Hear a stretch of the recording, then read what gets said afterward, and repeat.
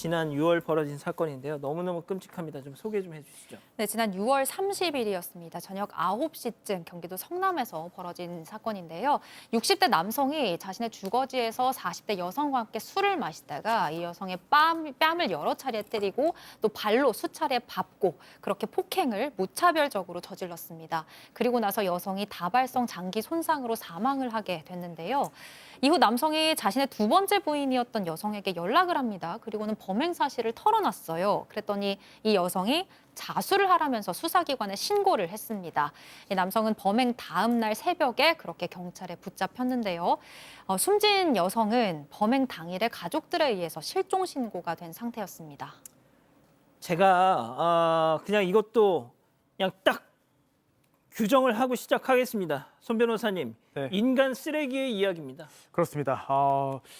뒤로 갈수록 좀 충격적인 내용이 계속 나오는데요. 지금 이 사람 처음에 경찰에 잡혔을 때는요. 이 범죄, 이 사건에 대해서 금전관계 갈등 때문이었다라고 주장을 했습니다. 그런데 수사 결과 사실이 아니었어요. 범행 당일에 이 남성이요. 여성과 성관계를 하려다가 이 여성의 특정 신체 부위에 피멍이 들어있는 것을 보고요. 이거 다른 남성하고 성관계한 거 아니냐 이렇게 오해를 해서 무차별 폭행한 것으로 파악이 됐습니다. 실제로 자신의 지인에게도요. 여자친구가 바람나서 나 화난다. 내가 돈도 많이 줬는데 나하고 사귀면서 딴 놈 만난다. 너무 억울하고 화가 난다. 이런 취지의 이야기를 한 것으로 확인이 됐는데요. 그 후에 법정에서도요. 내가 살해의 의도는 없었습니다. 서로 술 취한 상태였고 우발적으로 벌어진 사건입니다. 라면서 상해 치사가 아니냐는 그런 주장을 내놨습니다. 예. 제가 왜 인간 쓰레기라고 이렇게 얘기를 했는지 지금부터 잘 들으시면 고개를 끄덕이실 겁니다. 자, 이 남성의 과거 행적 체크포인트 짚어보죠. 끔찍한 범행이 처음이 아니었습니다. 38년 전부터 잔혹한 범행을 이어왔다. 끔찍한 범행이 한두 개가 아닙니다. 3개 이상이 되는데요. 1987년도에 첫 번째 아내하고 살해를 했던 살해 사건이 있었습니다. 그때도 지금하고 유사한 상황이에요. 아내가 바람피웠다 뭐 이렇게 얘기를 하면서 살해를 했고 징역 15년을 선고받습니다. 그 후 출소한 이후에 2001년도에는 두 번째 아내 B 씨를 폭행을 해가지고 외출 잤다는 이유로 폭행해서 징역 10개월을 받고요. 2009년 더 충격적입니다. 이 B 씨의 딸이죠. 의붓 딸에 대해서 강제추행이나 강간을 해서 징역 8년이 선고돼서 결국 3개 범죄가 있었던 상황입니다. 자, 그 CG 다시 한 번만 좀 보여주세요.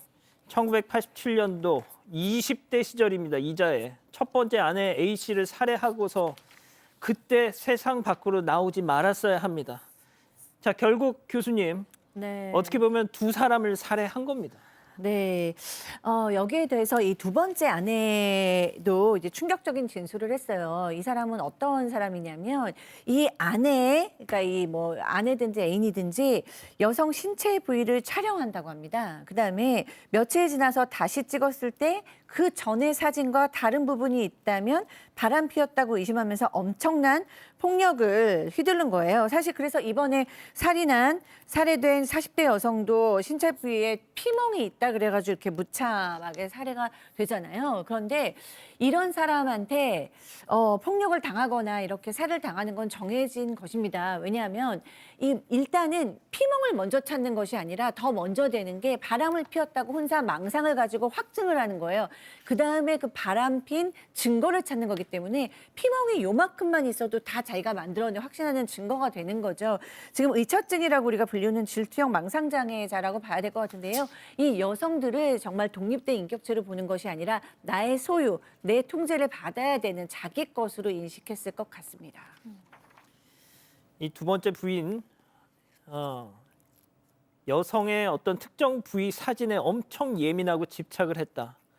그 여성의 특정 부위 사진을 찍은 후에 며칠이 지나서 다시 찍었을 때 그 부위에 다른 무슨 흔적이 있으면 다른 남자와 관계를 했다고 의심하면서 엄청난 폭행을 행사했다. 미친 인간이죠, 한마디로. 자, 1심 재판부의 판단은 어땠습니까? 네, 재판부는 이 남성에 대해서 무기징역을 선고했습니다. 피해 여성의 쌍둥이 아들들이 고등학교 3학년, 이 중요한 시기에 엄마를 허망하게 잃었고 또 유족들이 여전히 고통 속에 살면서 피고인에 대해서 이 사형 선고를 원하고 있다라는 점을 먼저 언급했고요. 또 피고인이 여성의 특정 신체 부위에 비정상적으로 집착하는 이 성향, 앞으로도 주변 여성들을 대상으로 유사한 범죄를 행할 가능성이 있다고 판단을 했습니다. 네, 마지막으로 피고인이 자신의 배우자들과 의붓딸 등 자신의 지배하에 있는 여성들을 상대로 강력 범죄를 저질러왔다는 사실을 짚으면서 평생 사회로부터 격리되어야 한다, 이렇게 결론을 내렸습니다. 자, 그런데 항소했답니다, 손 변호사님. 그렇습니다. 검찰은 사형을 구형했는데 1심에서 선고된 것은 무기징역입니다. 1심 재판부의 양형 이유 중에 이런 게 있어요. 이 피고인 평생 사회로부터 온전하게 격리해야 된다. 이렇게 수감 생활하면서 자기 잘못을 진정으로 참회하도록 만들어야 한다. 사회로부터 영원히 격리해서 사회의 안정과 질서를 유지해야 한다라고 밝혔는데요. 그러한 이유로 무기징역 선고했습니다.